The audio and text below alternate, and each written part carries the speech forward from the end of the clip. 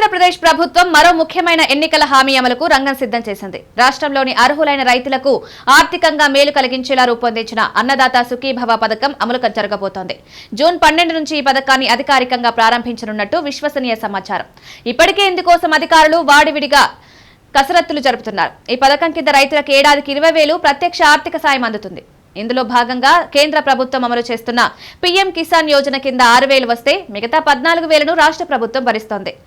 దీనివల్ల లక్షలాది మంది రైతులకు ఉపశమనం పొందే విధంగా ప్రభుత్వం లక్ష్యం. ఈ పథకం ద్వారా చిన్న సన్నకారు రైతులు ప్రోత్సాహం పొందుతారు. అన్నదాత సుఖీభవ పథకం లబ్ధి పొందాలంటే రైతులు తమ వివరాలను తప్పనిసరిగా రైతు సేవా కేంద్రాల్లో నమోదు చేయించుకోవాలి.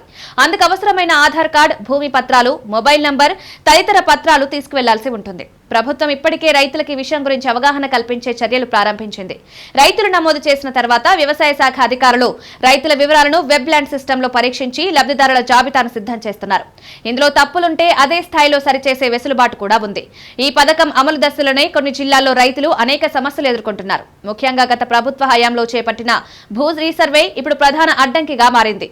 పాత సర్వే నంబర్లను రద్దు చేసి ల్యాండ్ పార్సిల్ మ్యాప్ విధానం తీసుకొచ్చారు. పాత సర్వే నంబర్తో ఒక్క రైతుకే భూమి హక్కు ఉండేది. కానీ రీసర్వేలో 4 నుంచి 5 రైతులకు ఒకే ఎల్పీఎం కేటాయించడం వల్ల అందరిలో ఒకరి పేరే అధికారికంగా నమోదవుతుంది.